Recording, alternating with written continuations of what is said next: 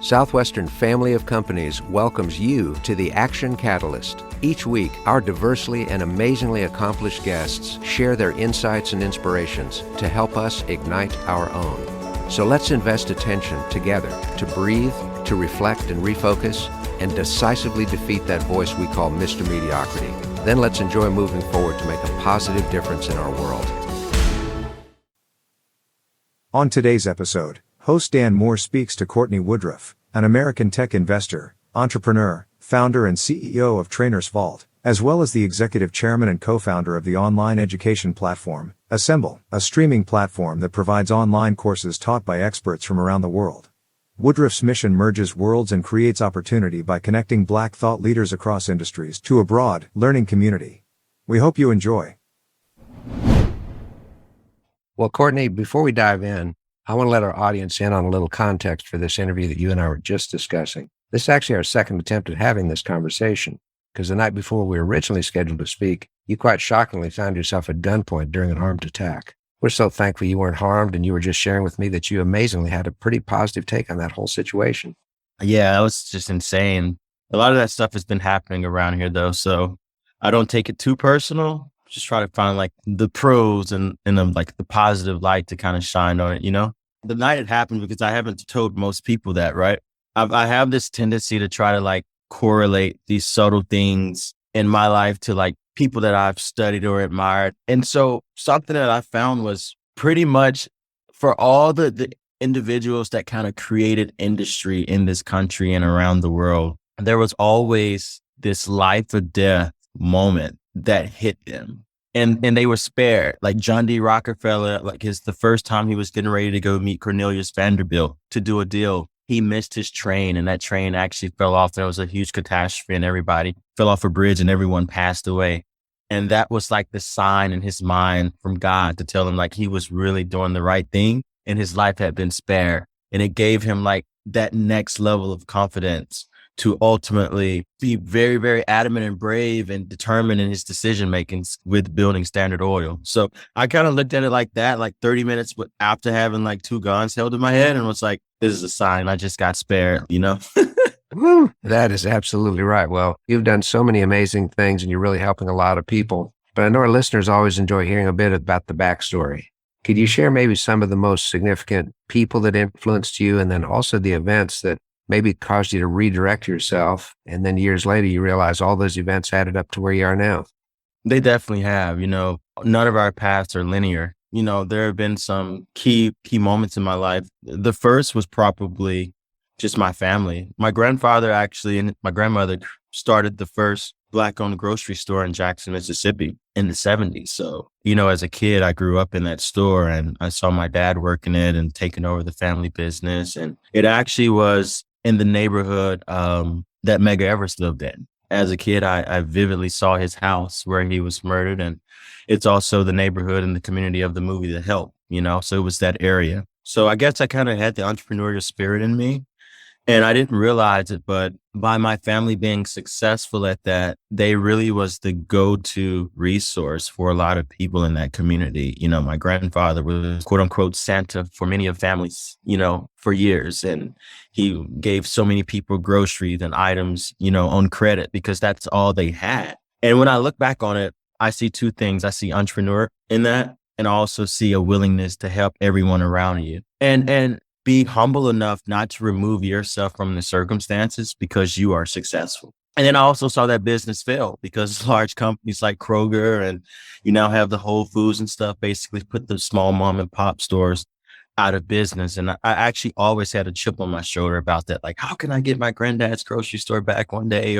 But I think it kind of like lit the entrepreneurial candle or fire in me, so to speak. I was very privileged. I ended up going to a high school that I was not supposed to go to, but I was granted a scholarship. I saw wealth, you know, I saw people with a lot of money. Those were my classmates. And it was my first time being challenged academically to a whole nother level. You know, you had to have 70 hours of community service for every year of high school that you had been there in order to graduate. And it was just so many things. And it showed me how wealthier people than my family actually lived. You know, the only minority barely in the high school class. I think it was 4, you know, African Americans in a graduating class of around 100.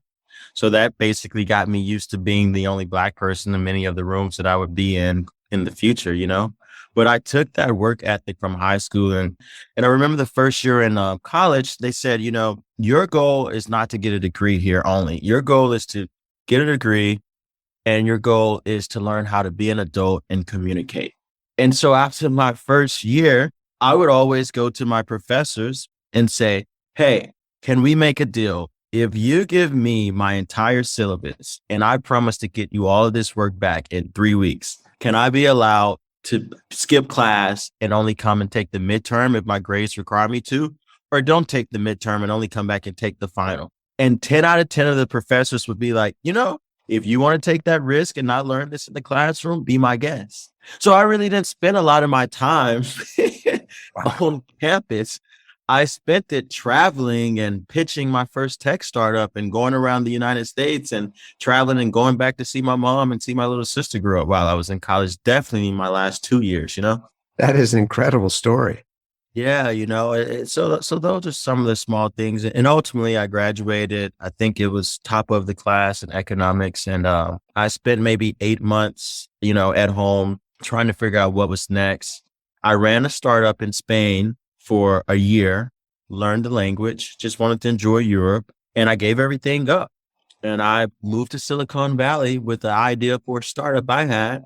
And I basically lived in a stranger's garage for 18 months and built my first company called Trainersvault. And I think that was, you know, a thing where you feel like you're on this path of greatness, but I was homeless, not on the sidewalk homeless, but very much going to an unfamiliar place where I didn't know anyone, and I had to open my mouth, make connections, and ask a stranger to provide shelter for me while I worked endlessly, knowing that there was no turning back. So I ran that business, built it. It was a platform that helped personal trainers run their business. And we basically brought all their business online and helped them stream all their content and sell it. And we focused on African-American trainers in the South. And I kind of took my business acumen, built the website, educated them, people that were pretty much living in areas where fitness was needed, but the innovation around the business modeling wasn't there. Just social media was there. So that company was really, really hard to build. That was a 7-year process. I spent 18 months in Silicon Valley. And as that company was finally starting to turn a leaf and grow, I realized that the rules were not the same for a Black entrepreneur like me as they were for other individuals. And lo and behold, I ended up going around Asia for the next 3 years raising capital. And it was so interesting because I thought, my God, being this young Black male from Mississippi, I am being better embraced in Asia, across the Asian continent, than I am in my own country. And I came back with a sense of pride. I knew that I had not only survived and built a business in the United States, but I could build a business in Asia. Why was it easier for me to go to Asia and be embraced and get support while trying to just do something good for society than it was in my own country? I looked at all parties involved, how individuals that look like me, how we treated one another, as well as the inherent system that has been constructed primarily by a white audience, you know? And I said, something has to change. And that's where the idea for a symbol came. And I said, hey, I'm going to be that one person that makes the celebrities come to the table with a sense of humility and take the time to give back and teach and educate.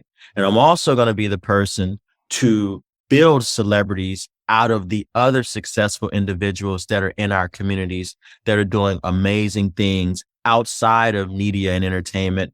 And we're going to give them their flowers too. And we have to socially re-engineer what success looks like in our community.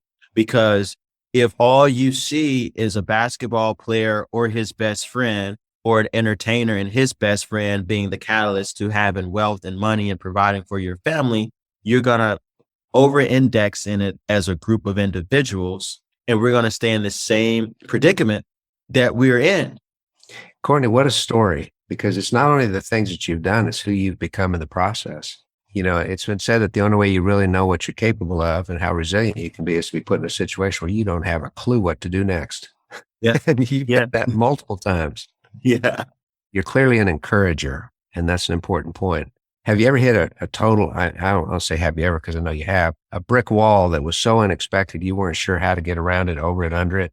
Yeah, so many. I mean, time after time after time.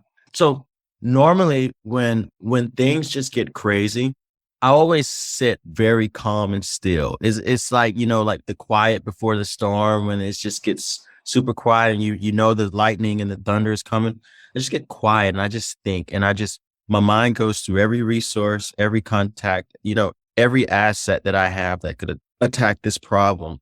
And then ultimately in the last minute, a solution prevails. Literally, you just have to sit, no matter how bad it is. You just have to sit and you have to think. And I don't know if it's the dopamine, the adrenaline, but your mind will normally provide you with the solution because you have to tell yourself you can't fail at this. Humility as well. I've been in so many pickles, and a lot of time people are embarrassed to ask for help. These two things are normally what gets me out of a lot of jams. Humility prevails. If you just accept what you are doing and know that it's for a greater purpose, you can be humble. You can call a friend and pick up the phone and say, "Hey, I need help." You don't have to worry about them saying, "Oh, well, I thought you were in Mr. MBA, you were in business school and you're in tech." It's like, yes, I was, but I'm trying to start a company and that's very difficult. That takes a lot of different things. So I'm humbly asking for help. And that's why I'm so happy Elon Musk always tells the story of selling PayPal and making $100 million and literally putting it all back into new companies and having to live on his friend's apart on his couch for a year and a half because he had no liquidity or no money. Because that is the reality. So yes, when you come up and face a jam, if you haven't wronged anyone, you can't call somebody that you kind of screwed over. You maintain relationships. You always add value to other individuals, and you can be able to humbly ask for help. That honestly is my advice. Hmm. Now, let me ask you just kind of a different tack. Do you have a morning routine that you start your day with on a regular basis, or does it vary from day to day? No, for the most part, it's pretty much the same. I wake up, I talk to my girlfriend, and I hit the gym. That's the first thing I do. I think for maybe the last 3 years, I normally had a personal trainer come over just because that's something that I thought was important, my health and my fitness. And I'm too lazy sometimes to just get up and go. So someone ringing my doorbell at 7 a.m. was just like knowing that I had that. It helps me with decisions that I make late at night too. Oh, are we going to go out and have a drink or stay at this restaurant too late? Or should I go home and go to sleep? Because I know I got to hit the gym at 7 a.m. So it's pretty much wake up, hit the gym, read the Wall Street Journal, have a coffee, meditate on what I just read, and start my workday. Well, it's a great start. Express an appreciation to somebody you care deeply for, getting exercise going, get your brain moving. That's a fantastic start. And having that trainer outside, that's a master stroke. I've got a very, very good friend that got me into walking years ago, which eventually led me into distance running. And one morning we were supposed to meet at 5 a.m. and he didn't show. And I waited outside his house till 5:05 and the light turned on. He stepped outside. He looked at me and he said, "You know what? Peer pressure really sucks. Let's go." Exactly. And I bet he had a great session though, didn't he? But it works. If we're accountable to somebody else, especially when you're paying that person, you're going to use that time wisely. You have to. And like we all think, oh, I know how to go to the gym and do it on my own. But, sometimes, at least with me, because of everything that I'm working on, as a startup founder, outside of work and just like my personal life, I really don't have the mental capacity to think a lot. When I go to the gym, I'm like, hey, you have this schedule, the goals, the milestones of what we're trying to achieve.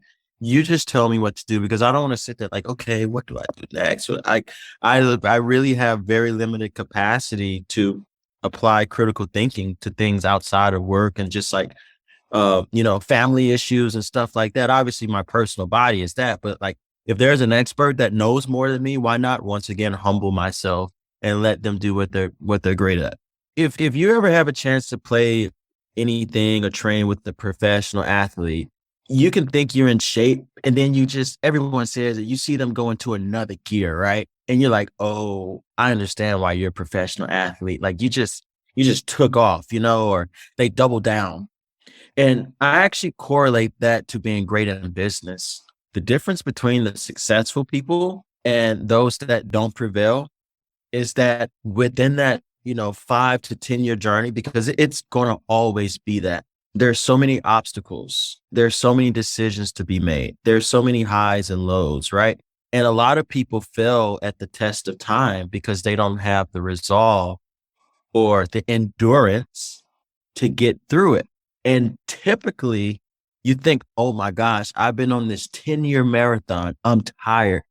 You have to ask yourself, now in the fourth quarter with 2 minutes left, what would Michael Jordan do? What would Tom Brady do? Or Tiger Woods? They go to a whole nother gear, What do these people do in the clutch after they're already tired? It's like they start all over like they haven't done anything. They have more energy in the last few seconds than ever. And in business, that's what you have to do. Well, it's true. And I hope our listeners heard what you said very quickly a few minutes ago, that it's a 5 to 10 year process. This is not a sprint. This is not a run to the corner and be successful. This is a long-term game if you really want to make a difference with people. I think that's awesome. It's one thing to work hard on a problem for a very long time, but it's another thing to be self-aware that you have to work on yourself. And so oftentimes we don't know what we don't know. It takes us all a long time to seek out answers to questions, questions that we have, but then also figure out the things that we never knew we needed answers to and start seeking out the answer to those things as well. So yeah, it's a journey because, in life, you're constantly iterating on yourself as a person, picking and choosing what type of human being you ultimately want to be. And then you also are trying to apply your viewpoint to whatever it is that you're working on. Very true.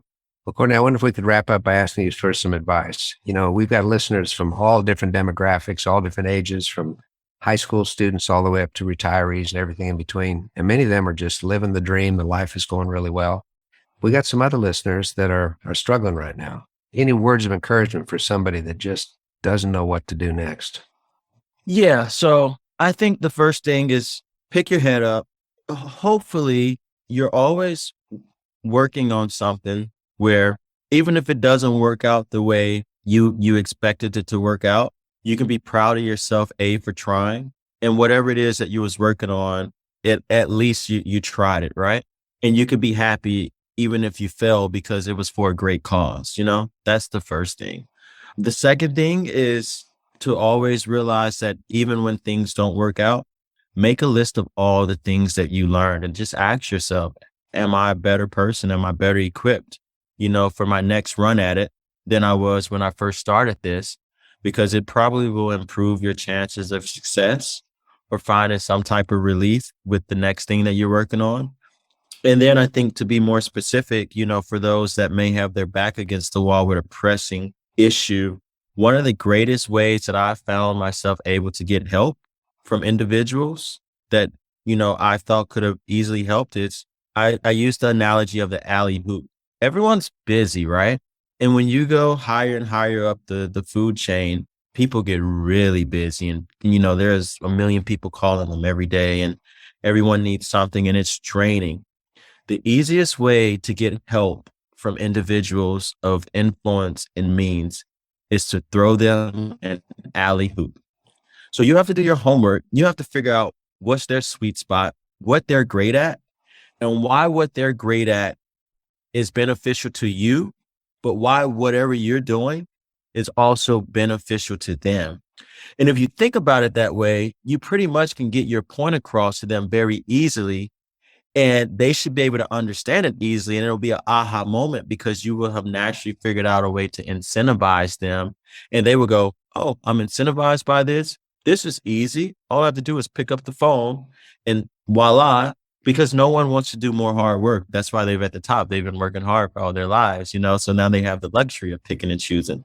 So oftentimes, no one really, deals with the cold calls and want to help out of the greatness of their heart. Everybody's driven by, normally capitalistic incentives, or something to play on their ego or just timing, right? So throw people alley hoops and more than likely they are much more inclined to help you because you've already made it easy for them. And that's my advice. Yeah, I think it's fantastic advice. I love what you said about Take a minute to count up what you've learned and what you've accomplished and feel good about that. And take a moment to reassert who you are as a person. And for those of our listeners maybe aren't familiar with an alley-oop, I guess I'd describe it as a spectacular assist to a spectacular scorer. And it's not just a random bounce pass. It is a spectacular toss in the air to the person that can handle it, and it works really well. And it makes them look good, right? That's fantastic. Well, Cortney, thank you. Thank you so much for making your heart available to us as well as your mind. We're glad you're in good shape, safe and sound, and want to encourage you to keep on the great work that you're doing because you are fundamentally an encourager, and goodness, our world needs more of those. I appreciate it, man. Thanks for having me, and let's do it again. If you enjoyed this podcast, please make sure to subscribe.